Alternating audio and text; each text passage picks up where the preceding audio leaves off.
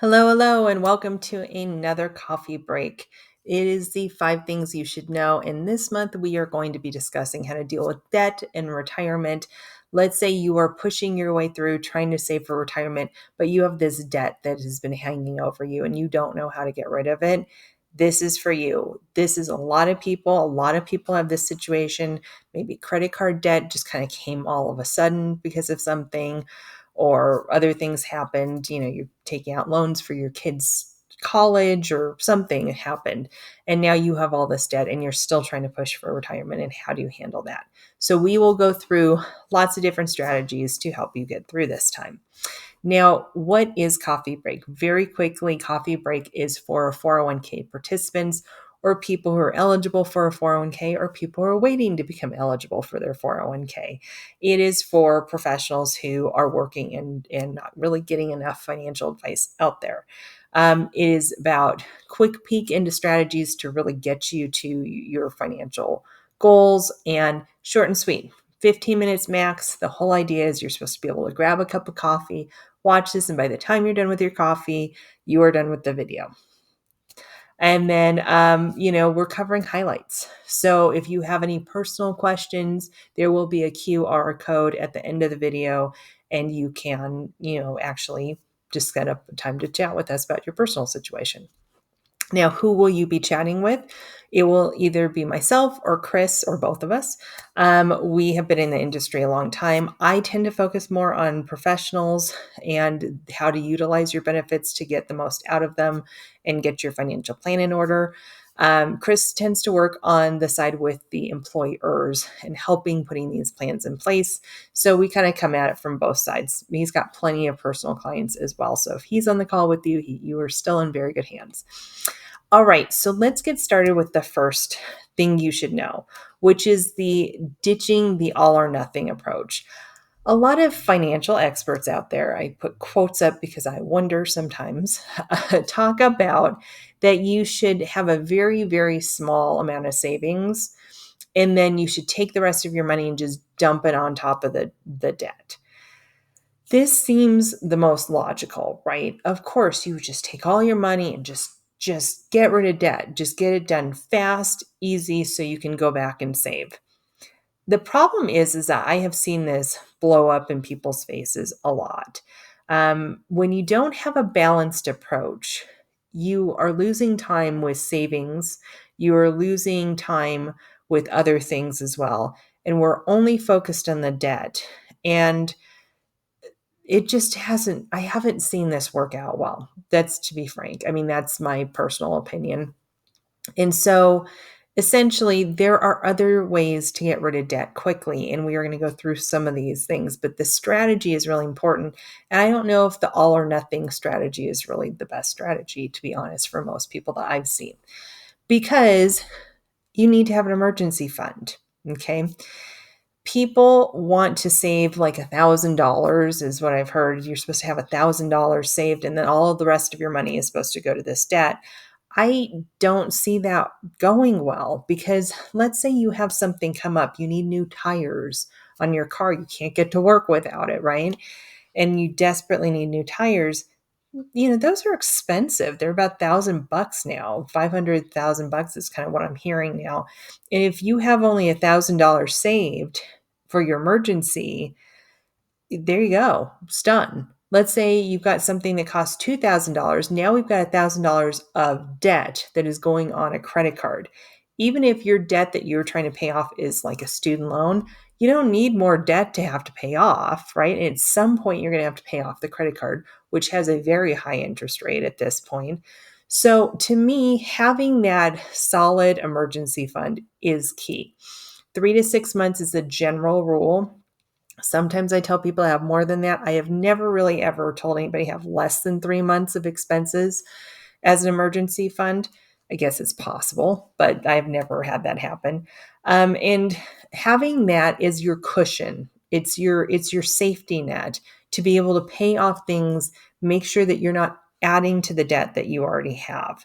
And that's the whole reason to have an emergency fund. And if you utilize your emergency fund for something that comes up, you should save to get it back to your 6 months, let's say, if that's what you've decided to have. So make sure you do have an emergency fund in place. That to me is very important when you're doing this. Another thing is having a strategy. I think a lot of times we don't really know what to do. So we just start throwing money at the debt and we don't really have a strategy of how to do it. So for credit card debt, there's two very popular ways of doing this. There is the avalanche and the snowball. People go, which one's better, snowball or avalanche? I think they're both fine.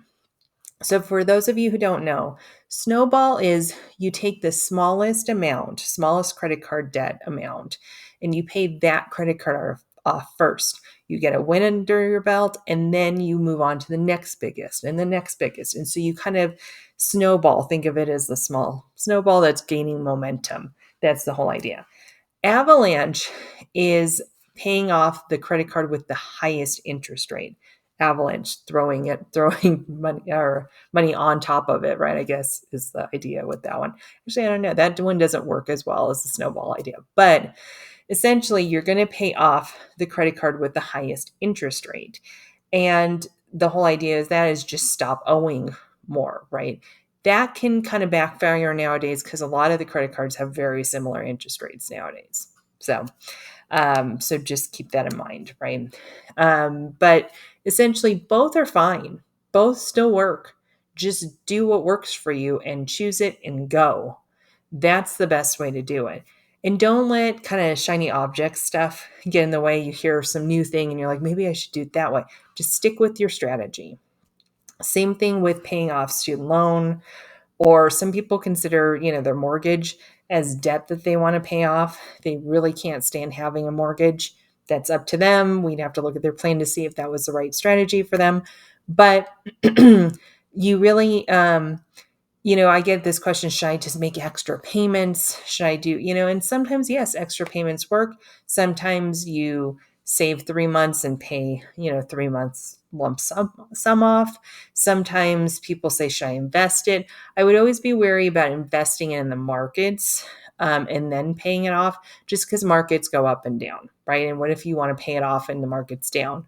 You might want to utilize like a high yield savings account or CDs rather than that, just because you don't have the market volatility. Although just keep in mind you have some time constraints with both of those as well. So there are lots of different ways to pay off debt. You just need to pick a strategy and do it. That's the bottom line. So another question we get all the time is, should I continue to do my 401k contributions? Because remember, we're paying off debt, but we're also wanting to save for retirement. We're in that time period that we're still needing to save for retirement. And I would say for most people, yes, maybe going up to the match has worked for them. Sometimes people can go over the match because they've changed their budget so much, they've changed their spending habits so much, they're able to do that. I don't know if I've ever told anybody not to contribute to their 401k, but that doesn't mean everybody should. It's just, I'm just thinking back and I can't think of a situation I've said, stop contributing to your 401k, at least up to the match. But at the same time, everybody's different. I would say you've got to see if your priority is to pay off debt and to continue to save for retirement, then doing both makes the most sense. Maybe it's not saving to your 401k, maybe it's saving to your IRA or saving to an outside account, a brokerage account or something like that. Maybe that's where you're saving for retirement. It does make sense, though, to continue to put something away for the future, just so you don't lose time, because we've all seen those charts where it shows that, if Sally, invested at age 15 and Doug invested at age 30 and he did twice as much, Sally always has more money than Doug does in every single situation. So time is a big element, and losing time investing and saving for retirement can kind of hurt in the long run. So that's kind of a generalized answer to that. It really is going to depend on your situation, though. All right. The big thing that I get questions on is taking out loans. Should I take out a loan to pay off this debt quickly? I've heard taking home equity loans. I've heard taking a consolidated loan. I've heard taking a business loan because they're business owners. I've heard, taking a 401k loan. In general, I don't usually tell people to do this because of a couple different things. First and foremost, loans have a very high interest rate now as well. Um, and debt is getting more and more expensive. I mean, times like this, it's not easy to take out loans. That's the whole point of having higher interest rates is it's not as easy to get a loan. And so you're going to have a very high interest rate. So I would generally say probably this isn't the best way to do it. Same thing with your 401k. I get the argument, well, we take it out, I pay myself back. The interest that I'm paying goes back into my account. What's the big deal? The big deal is you're kind of taking a step backwards then rather than forwards. And I would say the biggest issue I have with this is not really you're taking loan to pay off debt, so you still have debt. It's just you in your mind a better form of debt. The biggest thing that I think is the problem is that you're taking the easy way out. I know that sounds really nasty, but hear me out. You've changed nothing about the way you spend, especially if you have credit card debt. I'm not talking about student loans right now. I'm talking about credit card debt. If you have built up credit card debt just because you've spent too much, you have not changed anything about your savings habits. You have not changed the way you've spent. You haven't gone through that hurt to get to the other side of finding the right balance for you.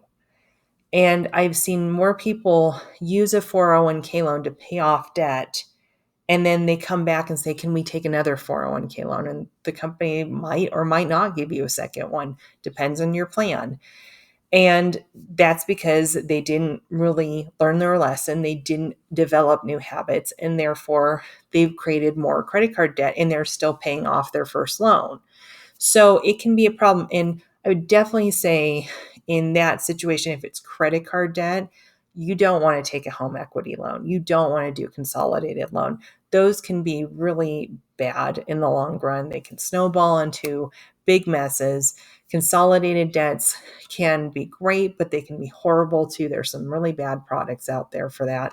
So just be really careful when you do things like that. And just remember, you're replacing debt with more debt, essentially. And so, yeah, it's quick and easy. It makes you feel good. But I don't know if that's the right thing. The same thing with the 0% credit card. I find those, I just think that that's very risky to be doing that. So it's not a blanket no, obviously. It depends on your situation. But I would say I would tend to avoid taking debt to pay other debt off. Okay, so in conclusion, have a strategy. Make sure that you are still saving, that you have an emergency fund, and just kind of have your strategy and go with it. And don't let other things distract you. Just go, go, go until it's paid off. And it will happen faster than you think. So, as promised, here is that QR code that you can utilize to schedule a call with us. Again, no obligation, complimentary, all of that. There's definitely no pressure. Chris and I are not like that. So if you have questions that are pertinent to your situation, please schedule a call. I'd love to have comments down below on this, but also I don't necessarily want to answer a personalized question through a comment. So if you have a personalized question, set up a call. Okay. And you can find us on our website, which is onevisionretire.com. I'm on LinkedIn a lot, so you can find stuff there.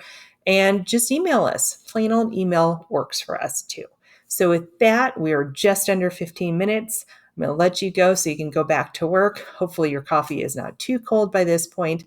And we will see you next month with another topic. Take care. Thanks for joining us.